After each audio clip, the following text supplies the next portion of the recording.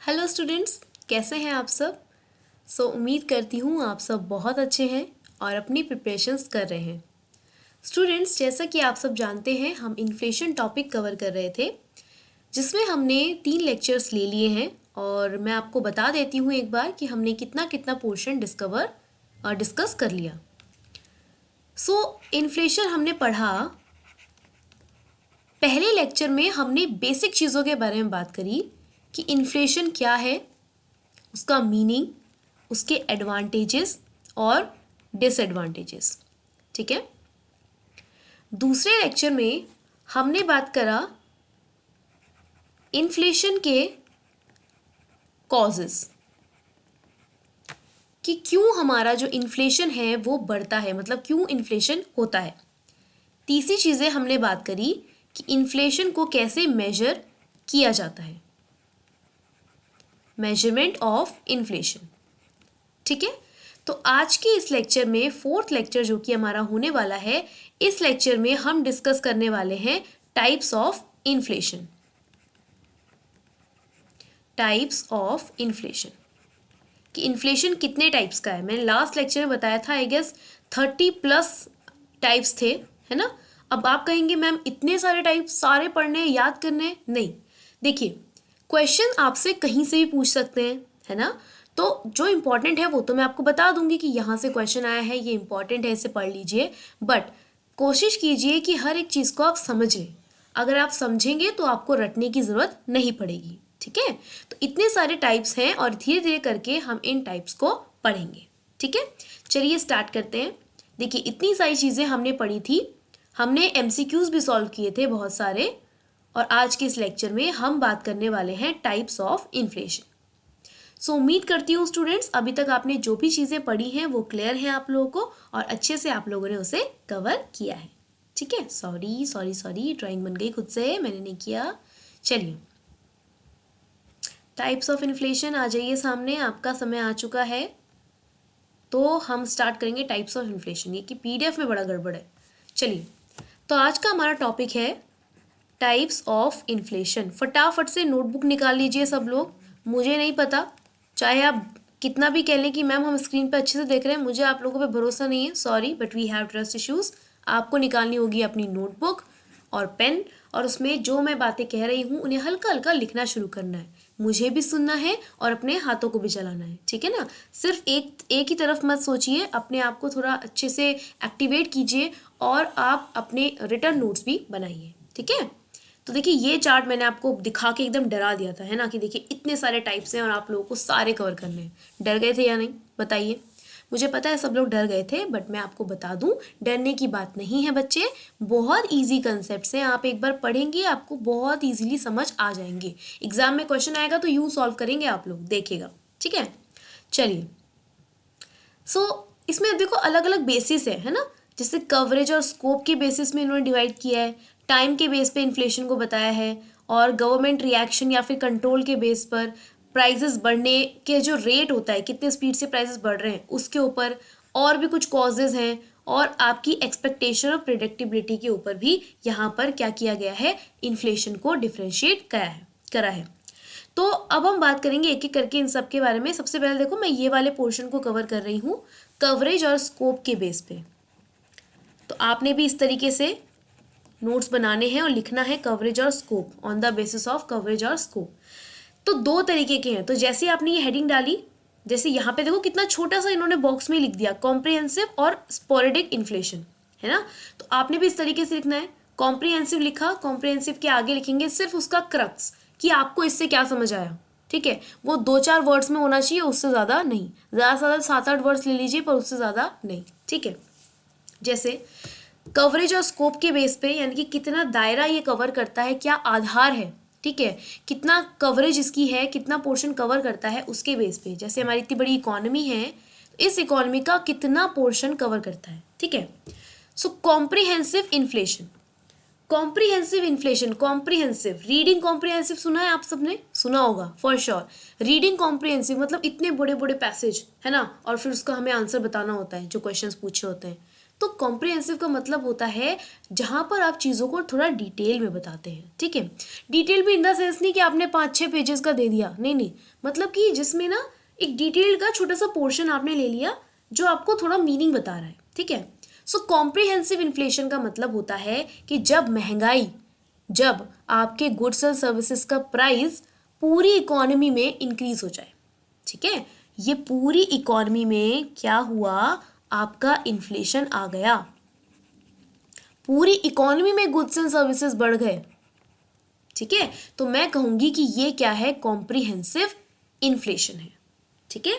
जैसे कि मैं कहूं कि आपने देखा है पेट्रोल के प्राइसेस, ऑयल, क्या ऐसा है कि ऑयल इंडिया के कुछ ही स्टेट्स में महंगा है, कुछ स्टेट्स में तो चीप मिल रहा है? नहीं, पूरी इंडिया में इसका असर है। पूरे इंडिया में जो गुड्स एंड सर्विसेज हैं, हमारा ऑयल, उसका जो प्राइस है वो क्या हो गया है, इंक्रीज हो गया है। तो ये है आपका कॉम्प्रिहेंसिव इन्फ्लेशन, ठीक है। सबसे इंपॉर्टेंट चीज, इसका दूसरा नाम क्या है, economy wide inflation, economy wide inflation, ठीक है। आई होप चीज़ें आपको क्लियर है। बहुत इजी कंसेप्ट है स्टूडेंट, बहुत ही इजी, आपको इसको बहुत अच्छे से समझना है, ठीक है। आपके लिए खूबसूरत सा कलर मैं ले लेती हूँ, ये ले क्या, बहुत लाइट हो जाएगा आई गेस, देखो दिख भी नहीं रहा, डार्क कर देंगे तो भी नहीं दिखेगा ना। कुछ अच्छा सा कलर लेना चाहती हूँ मैं आप लोगों के लिए, क्या लें क्या लें क्या लें, चलो यही ले लेते हैं, आप घूम फिर के यही आता है, चलो ठीक है। तो मैंने क्या कहा, कॉम्प्रिहेंसिव इन्फ्लेशन डैश करके लिखिएगा इसके आगे, rise in goods and services for the entire economy, पूरी इकोनॉमी के लिए जब गुड्स एंड सर्विसेज का प्राइस बढ़ जाए उसे कहते हैं कॉम्प्रिहेंसिव इन्फ्लेशन। अनदर नेम, दूसरा लिखेंगे another name, economy wide inflation, ठीक है, इस तरीके से, क्लियर। दूसरा है आपका स्पोरेडिक, मुझे ही इसको प्रोनाउंस करना नहीं आ रहा, आप लोगों को कैसे कहूँ, सॉरी। स्पोरेडिक कहते हैं शायद इनका, इसका इन्फ्लेशन, अब इसका प्रोनाउंसिएशन आप गूगल पे देख लेना, मुझे तो बस इसका मीनिंग पता है कि जब सिर्फ कुछ कमोडिटीज़ में आपका इन्फ्लेशन बढ़ गया, सिर्फ कुछ कमोडिटीज़ में। अब देखो हम कवरेज की बात कर रहे हैं ना, कवरेज का मतलब है इकोनॉमी का कितना पोर्शन कवर करता है, तो या तो पूरा पोर्शन कवर करेगा फुल, जिसे हम कहेंगे कॉम्प्रिहेंसिव, ठीक है, या तो वो सिर्फ और सिर्फ थोड़ा सा पोर्शन कवर करेगा जिसे हम कहेंगे पार्टली कवर कर रहा है, यानी कि स्पोरेडिक, है ना। इजी हो गया यार। Time when prices of only a few commodities in some regions it is called sporadic inflation, जब कुछ ही रीजन में कुछ कमोडिटीज का प्राइस बढ़ जाए उसे कहते हैं इन्फ्लेशन। जैसे कि मैंने कहा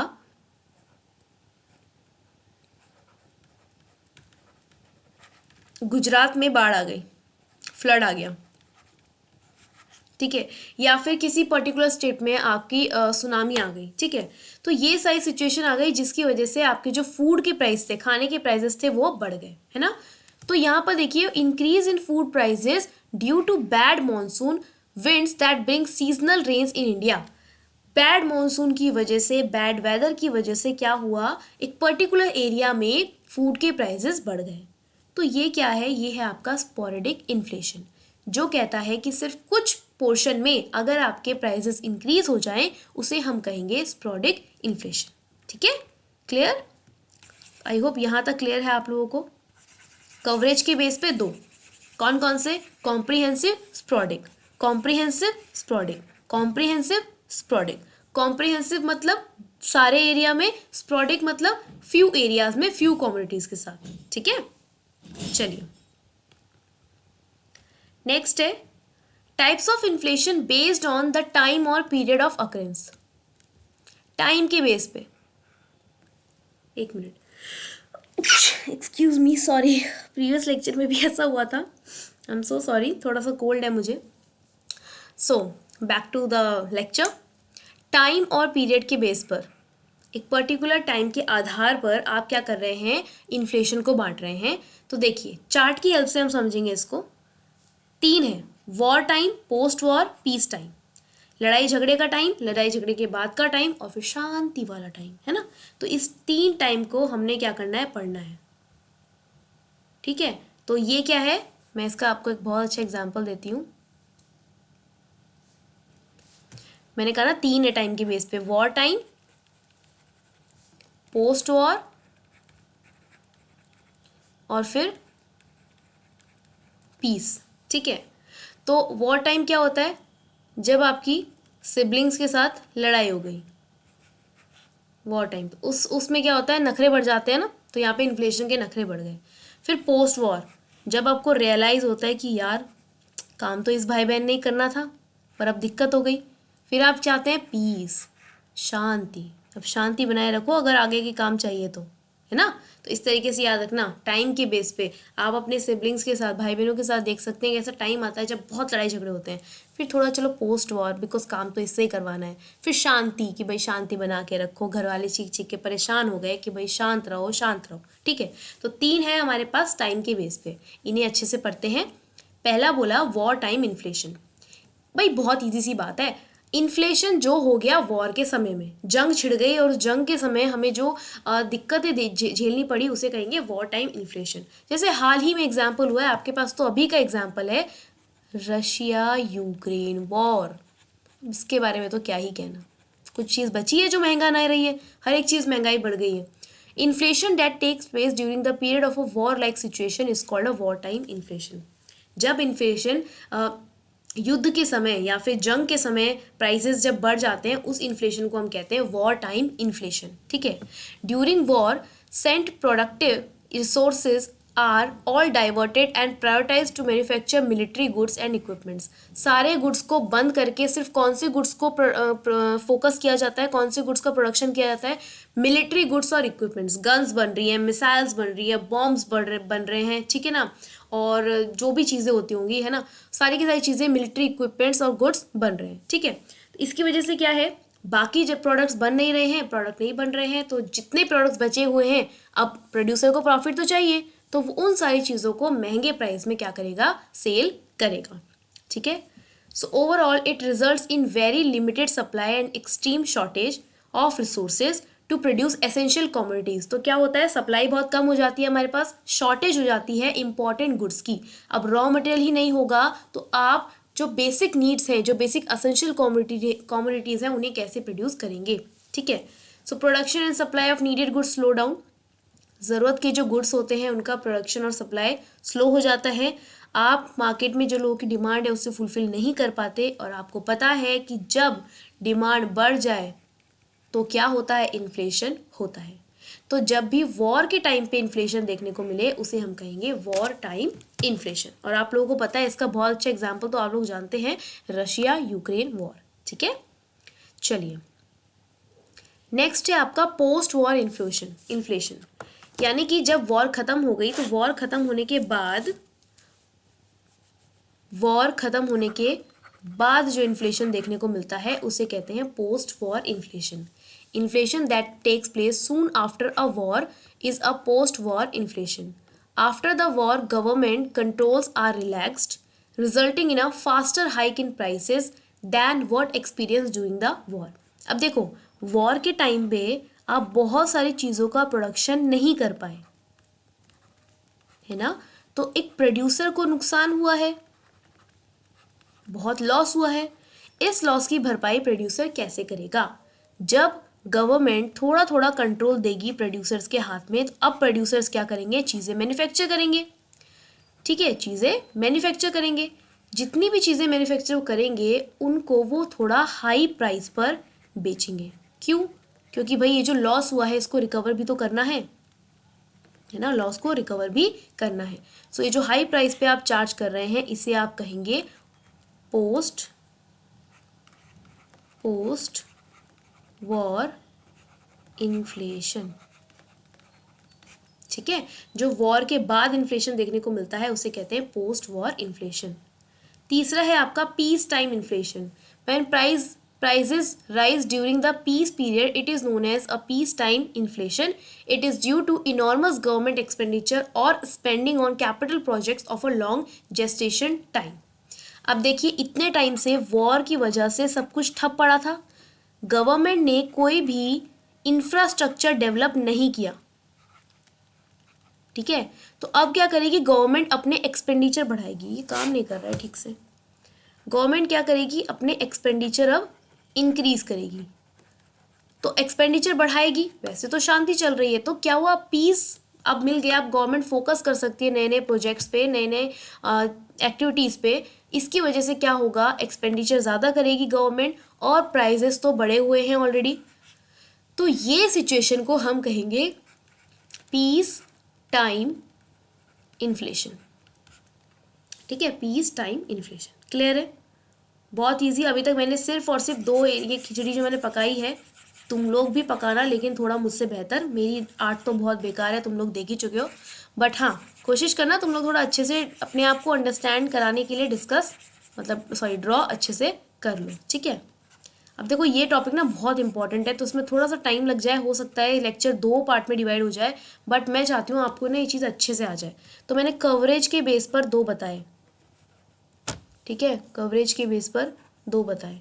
कौन कौन सा, कॉम्प्रिहेंसिव और स्प्रॉडिक। ठीक है, कॉम्प्रिहेंसिव जो पूरी इकोनॉमी में इन्फ्लेशन लेकर आता है, स्प्रॉडिक जो सिर्फ कुछ एरिया में इन्फ्लेशन होता है। ठीक है, दूसरा मैंने वॉर के बेस पे बात करी। वॉर के बेस पे 3 था। एक तो जब वॉर टाइम चल रहा है तो हम एसेंशियल गुड्स को छोड़कर सिर्फ फोकस करेंगे हमारे इक्विपमेंट्स पे, हमारे जो भी मिलिट्री इक्विपमेंट्स हैं, मिलिट्री चीज़ें हैं, उस पर फोकस करेंगे, तो क्या होगा, इन्फ्लेशन होगा, क्योंकि बाकी चीज़ें तो है नहीं। फिर उसके बाद हमने कहा पोस्ट वॉर, जब वॉर ख़त्म हो जाए तो प्रोड्यूसर्स चीज़ें अब जो बना रहे हैं उनसे मैक्सिमम प्रॉफिट चाहते हैं, तो वो क्या करेंगे, प्राइसेस बढ़ाएंगे, इन्फ्लेशन आएगा। फिर उसके बाद आएगा पीस टाइम इन्फ्लेशन। अच्छा मैंने एक चीज़ गलत लिख दी यहाँ पे, टाइम से याद आया कि ये टाइम के बेस पे था। हो जाता है यार कभी कभी, क्या हो गया, मुझसे गलती नहीं हो सकती, इंसान नहीं हूँ मैं, है कोई बात नहीं। चलो ठीक है, टाइम, सो पीस टाइम इन्फ्लेशन। तो ये क्या है, 2 केसेस अभी तक हमने पढ़ लिए, कवरेज के बेस पे, टाइम के बेस पे। ठीक है, सो क्लियर है, आई होप आप लोगों को। नहीं है क्लियर तो वहीं आगे पीटूंगी सबको, 3 बार बता दिया मैंने। हाँ कोई नहीं यार, मेरा काम तो बताना है, मुझे तो आपको बताना ही है, बट आई होप समझ आ गया होगा क्योंकि ईजी कंसेप्ट है। ठीक है, अच्छा मैं एक चीज़ और बता दूं आप लोगों को, इतने सारे हम टाइप्स पढ़ेंगे ना, तो हर किसी टाइप को ना एक दूसरे से डिफ्रेंशिएट करने की कोशिश मत करना, क्योंकि आपको बहुत सारी चीज़ें ऐसे हैं जो कॉमन मिलेंगी। ठीक है, इसका मतलब ये नहीं है कि वो दोनों चीज़ें एक ही हैं, कुछ ना कुछ डिफरेंस होगा, बट फीचर्स तो थोड़े बहुत एक हो सकते हैं ना। तो ये ढूंढने की कोशिश मत करना कि ये इससे कैसे अलग है, नहीं मुझे तो ज़बरदस्ती इन्हें अलग करना ही करना है, ऐसा नहीं है ना। फीचर्स मैच हो सकते हैं, तो चीज़ें थोड़ी बहुत सेम हो सकती है। चलो अब पढ़ते हैं गवर्नमेंट रिएक्शन के बेस पे या फिर कंट्रोल के बेस पे। गवर्नमेंट पे कंट्रोल है, हमें पता है बहुत ज़्यादा कंट्रोल है गवर्नमेंट के पास, तो है ना। तो गवर्नमेंट का जो कंट्रोल है उसके बेस पे बात करते हैं। यहाँ पर है हमारे पास ओपन इन्फ्लेशन, सप्रेस्ड इन्फ्लेशन। पूरा स्क्रीन कवर हो रही है, आई होप कवर हो रही होगी, है ना। ओपन इन्फ्लेशन और suppressed inflation. When government does not attempt to restrict inflation, it is known as open inflation. In a free market economy where prices are allowed to take its course, open inflation occurs. जहाँ पर क्या मैं कह सकती हूँ, government का control जब थोड़ा कम हो, जब गवर्नमेंट थोड़ी ढील देने लगे कि हाँ ठीक है कर लो अपनी मर्जी से जो तुम्हें करना है, कर लो जो तुम्हें प्रोड्यूस करना है, जो मर्जी उसके प्राइस रख लो, है ना। कंज्यूमर तो पे कर ही देगा, कोई बात नहीं, अपनी मर्जी से चीज़ें करो। तो यहाँ पर जब गवर्नमेंट का कंट्रोल थोड़ा कम होता है, हो सकता है गवर्नमेंट का फोकस किसी और चीज़ में हो, तो उस इन्फ्लेशन को कहते हैं हम ओपन इन्फ्लेशन। इस केस में क्या है, एक फ्री मार्केट इकोनॉमी है, सब लोग फ्री है, अपनी मर्जी से काम कर रहे हैं, तो यहाँ पर जो प्राइजेस हैं अपनी मर्जी के रखे जा रहे हैं, प्राइजेस बढ़ गए तो क्या हुआ, इन्फ्लेशन आ गया। इन्फ्लेशन आ गया किसकी वजह से, गवर्नमेंट के कंट्रोल कम होने की वजह से, इसे हम कहेंगे ओपन इन्फ्लेशन। कौन सा, ओपन इन्फ्लेशन। ठीक है, दूसरा है सप्रेस्ड इन्फ्लेशन, जहाँ पे गवर्नमेंट प्रिवेंट करती है कि जो प्राइस बढ़ रहे हैं उन्हें कंट्रोल किया जाए, राशनिंग की जाए, उसे कहते हैं सप्रेस्ड इन्फ्लेशन। हम सप्रेस्ड क्या, हम इन्फ्लेशन क्या कर रहे हैं, सप्रेस्ड कर रहे हैं, दबाने की कोशिश कर रहे हैं, या फिर आप कह सकते हैं रिप्रेस्ड इन्फ्लेशन, उसी का दूसरा नाम है। However, when government removes its control, it becomes open inflation. It then leads to corruption, black marketing, artificial scarcity, etc. देखो कहीं पे स्पेस है, यहाँ पे ये देखो, मैंने कहा गवर्नमेंट कंट्रोल अगर कम कर दे तो क्या क्रिएट होती है, ओपन इन्फ्लेशन। और जब गवर्नमेंट अपना कंट्रोल बढ़ा दे तो क्या क्रिएट होती है, सप्रेस्ड इन्फ्लेशन, जिसे आप रिप्रेस्ड इन्फ्लेशन भी कहते हैं। सप्रेस्ड इन्फ्लेशन या फिर रिप्रेस्ड इन्फ्लेशन। ठीक है, अगर गवर्नमेंट अपना कंट्रोल कम कर दे तो उससे क्या हो जाता है, गवर्नमेंट अपना कंट्रोल छोड़ देती है तो ऊपर इन्फ्लेशन होता है। लेकिन अगर गवर्नमेंट ने कोशिश करी कि जो प्राइसेस ये बढ़ रहे हैं हम इसे कंट्रोल करने की कोशिश करें, हम प्राइस कंट्रोल पे ध्यान दें, हम राशनिंग करें, है ना, तो इन सब चीज़ों की वजह से इन्फ्लेशन को दबाने की कोशिश की जाती है, कम करने की कोशिश की जाती है, जिसे हम कहते हैं सप्रेस्ड इन्फ्लेशन। इन्फ्लेशन तो है ही, लेकिन अब उसे दबा रहे हैं, उसे कम करने की कोशिश कर रहे हैं, क्योंकि गवर्नमेंट का कंट्रोल बढ़ गया है, गवर्नमेंट स्ट्रिक्ट एक्शन लेना चाहती है, इसे हम कहेंगे सप्रेस्ड इन्फ्लेशन। ठीक है, क्लियर है। 3 टाइप के पढ़ लिए हमने, 3 बेसिस पे। कवरेज के बेसिस पे हमने पढ़ा कॉम्प्रिहेंसिव स्प्रॉडिक। ठीक है, मेरे फिंगर्स देखो, कवरेज के बेस पे स्प्रॉडिक, कॉम्प्रिहेंसिव। ठीक है, टाइम के बेस पे war time, post war, peace time. Government की डिग्री ऑफ कंट्रोल के बेस पे, अगर बिल्कुल कंट्रोल नहीं है तो ओपन इन्फ्लेशन, और कंट्रोल है तो सप्रेस्ड इन्फ्लेशन। ठीक है, क्लियर। चलिए आगे बढ़ते हैं। अब ये थोड़ा सा इम्पॉर्टेंट है जो हम पढ़ने वाले हैं, कि प्राइजेस के बढ़ने पर, देखो इन्फ्लेशन तभी होता है जब आपके प्राइजेस बढ़ जाते हैं, तो उसी के बेस पे जो पर्टिकुलरली इन्फ्लेशन देखने को मिलते हैं वो हम कुछ पढ़ने वाले हैं। ठीक है, पहले यहाँ तक एक बार फटाफट से अपनी नोटबुक में देखो, एक रिवाइज करो। मैं पानी पीती हूँ 2 मिनट, फटाफट से रिवाइज करो। देखो आपने अभी तक क्या क्या पढ़ा, आपको कितना समझ आया, और क्या क्या चीज़ें आपको बिल्कुल क्लियर है, किस में आपको डाउट है, कौन सी चीज़ दोबारा पढ़नी है, हर एक चीज़ फटाफट से देखिए एक बार। ठीक है,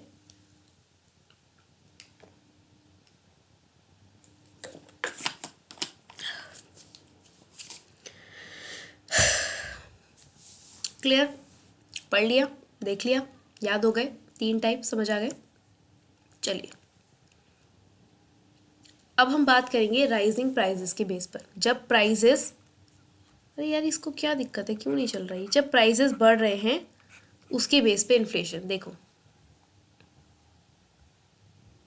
ये रहा, ये सब पढ़ने हमने, creeping, chronic, walking, moderate, running, galloping and hyper inflation. Very important, बहुत इंपॉर्टेंट है, और मेनली यही है जो आपको ज़्यादातर पढ़ने हैं। ठीक है, ये इंपॉर्टेंट है। तो ये 3 तो हम पढ़ चुके हैं। खिचड़ी बन जाती है ना इसमें थोड़ी सी, मेरी फेवरेट है, क्या करूँ, बना देती हूँ मैं। कवरेज और स्कोप हो गया, टाइम और पीरियड हो गया, गवर्नमेंट का कंट्रोल या रिएक्शन हो गया। अब राइजिंग प्राइसेस और रेट ऑफ इन्फ्लेशन, कितने स्पीड से बढ़ रहा है इन्फ्लेशन, इसके बेस पे बात करेंगे। ठीक है, ये कंफ्यूज मत हुआ करो, साथ साथ देखा करो मैं कहाँ पे क्या लिख रही हूँ, रैंडमली कुछ भी लिखती हूँ फिर कंफ्यूजन हो जाती है। ठीक है, ढंग से देखा करो। अब हम किसके बेस पे पढ़ रहे हैं, राइजिंग प्राइसेस के बेस पे, या फिर आप कह सकते हैं रेट के बेस पे, कि कितने स्पीड से जो आपका इन्फ्लेशन है वो हो रहा है, वो बढ़ रहा है। ठीक है, तो स्पीड की जब हम बात करते हैं तो है रेट ऑफ इन्फ्लेशन। चलो पहला है creeping inflation. Creeping inflation, when prices are gently rising it is referred as creeping inflation. ठीक है, धीरे धीरे, मतलब जेंटली राइजिंग, ठीक ठाक बढ़ रहा है, कोई बात नहीं, इतना इन्फ्लेशन तो हमारी इकोनॉमी के लिए ज़रूरी भी होता है। हमने पढ़ा था ना, माइल्ड इन्फ्लेशन पढ़ा था हमने एडवांटेजेस में, कि थोड़ा बहुत इन्फ्लेशन होना हमारी इकोनॉमी के लिए ज़रूरी है। ये माइल्डेस्ट फॉर्म होती है, और इसे माइल्ड इन्फ्लेशन और लो इन्फ्लेशन भी कहा जाता है। ठीक है, क्या बोला मैंने, क्रीपिंग इन्फ्लेशन, जो धीरे धीरे राइज कर रहा है, जेंटली राइजिंग। ठीक है, तो इसका दूसरा नाम क्या बना, माइल्ड या फिर लो इन्फ्लेशन। ठीक है, आगे बोला according to RP Kent, when prices rise by not more than up to 3% per annum it is called creeping inflation। RP Kent ji ने कहा अगर पर ईयर आपका जो इन्फ्लेशन है वो 3% तक है, अप टू 3%, इससे ज़्यादा नहीं है, हर साल 3% वो इंक्रीज हो रहा है, उसे हम कहते हैं क्रीपिंग इन्फ्लेशन। ठीक है, मतलब कि जितना इन्फ्लेशन रिक्वायर्ड है उतना ही इन्फ्लेशन हो रहा है, तो इट्स ओके, है ना। अगर मैं कहूँ कोई चीज़ पहले 100 की थी, अब वो 103 की हो गई, ठीक है, फिर उसके बाद वो 100, अब इसका 3% निकालेंगे तो कितना आएगा,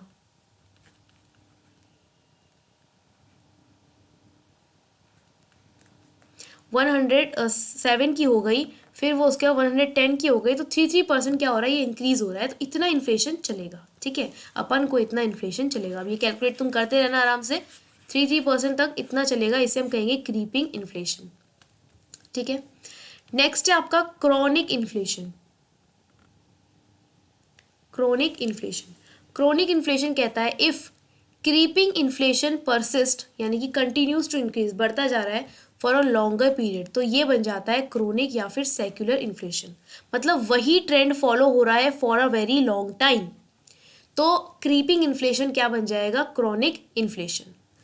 chronic creeping inflation can be either continuous, मतलब which remains consistent without any downward movement, वो सिर्फ बढ़ता जा रहा है, और इंटरमिटेंट, मतलब कि जो रेगुलर इंटरवल्स पे अकर हो रहा है, मतलब थोड़ा रुक गया फिर उसके बाद इंक्रीज हुआ, फिर रुक गया फिर इंक्रीज हुआ, इंक्रीज तो हो रहा है बट थोड़े थोड़े इंटरवल्स के बाद इंक्रीज हो रहा है, ठीक है।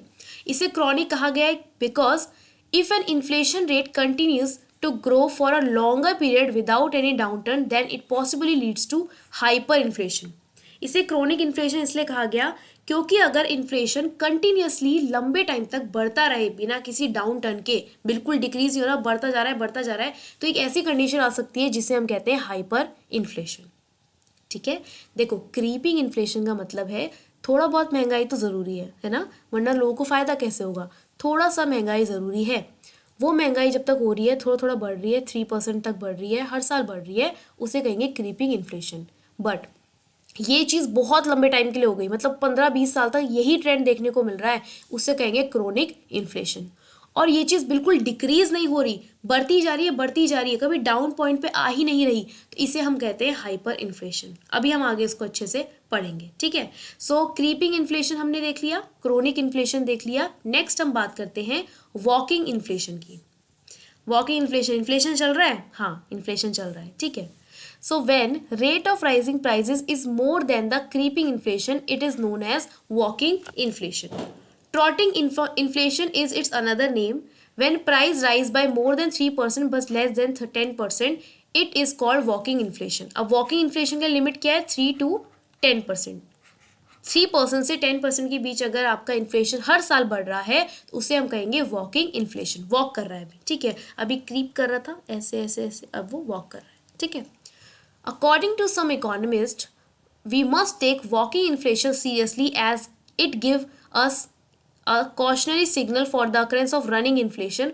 Furthermore, if not checked in due time, it can eventually result in galloping inflation.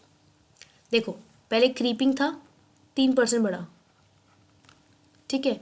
अब ये 3% अगर बहुत लॉन्ग टाइम तक बढ़ा तो क्रोनिक, फिर अगर ये 10% तक बढ़ रहा है तो क्या बना? ये वॉकिंग। अब 10% से आगे चला गया, हमने एनालाइज नहीं किया, तो ये रनिंग, फिर रनिंग से क्या हो जाएगा? ये ग्लोपिंग। ऐसे ऐसे इसका ग्राफ बढ़ेगा, अभी ग्राफ भी दिखाऊंगी आप लोगों को, ठीक है। तो ये है, फिर उसके बाद आता है moderate inflation. Professor Samuelson clubbed together concept of creeping and walking inflation into moderate inflation. It happens when price rise by less than 10% per annum, single digit inflation rate. According to him, it is stable inflation and not a serious economic problem. अगर आपका inflation 10% तक है तो उसे आप कहते हैं moderate inflation. किसने कहा था? प्रोफेसर सैमुअलसन ने ये बात कही। और यहाँ तक आपका जो इन्फ्लेशन है स्टेबल पॉइंट पे है, कोई सीरियस इकोनॉमिक प्रॉब्लम नहीं है, ठीक है। फिर रनिंग इन्फ्लेशन। रनिंग इन्फ्लेशन बोला कि जब आपका रैपिडली, बहुत तेजी स्पीड से आपके जो प्राइसेस हैं वो बढ़ने लगे तो उसे कहेंगे रनिंग इन्फ्लेशन, यानी कि मोर देन 10% चले गए, ठीक है।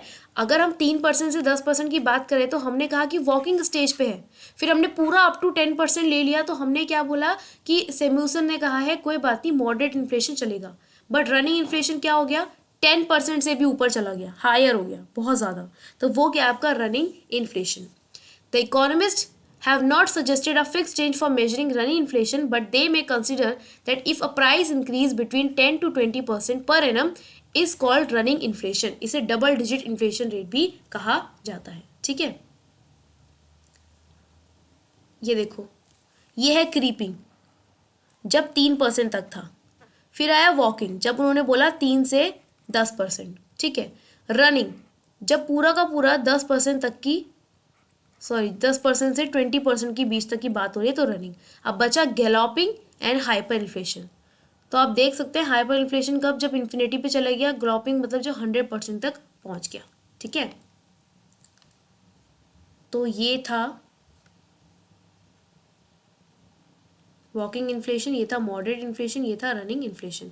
अभी अब नेक्स्ट लेक्चर में इसको अच्छे से डिस्कस करेंगे, galloping inflation and hyper inflation, ठीक है। उसके आगे के नेक्स्ट इन्फ्लेशन टॉपिक को कवर करेंगे। तो अभी तक हमने क्या क्या बात करी, इन्फ्लेशन की बात करी, टाइप्स की, पहले हमने बात करी कवरेज के बेस पे, दो थे, कॉम्प्रिहेंसिव और स्पोरेडिक। फिर हमने बात करी टाइम के बेस पे, तीन थे, वॉर टाइम, पोस्ट वॉर और पीस टाइम।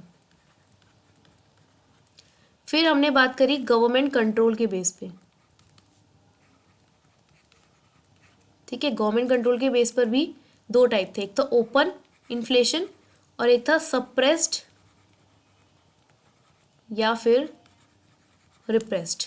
फोर्थ कैटेगरी जो हम बात कर रहे हैं वो हम बात कर रहे हैं रेट की, स्पीड की, कितने स्पीड से बढ़ रहा है, ठीक है। तो इसमें भी हमने कुछ टाइप्स पढ़े, इनको मैं दोबारा से स्टार्ट करूंगी नेक्स्ट लेक्चर में, थोड़ा और डिटेल में आपको बताऊंगी। डिटेल में इन द सेंस का मतलब है इसी चीज़ को रिपीट करूंगी ताकि आपको ये चीज़ अच्छे से क्लियर हो जाए, ठीक है। तो यहाँ से कंटिन्यू करेंगे नेक्स्ट लेक्चर में, तब तक आप इतना रिवाइज कीजिए और मैं नेक्स्ट लेक्चर में आपसे बहुत जल्द मिलती हूँ। ओके, सो बाय बाय, टेक केयर।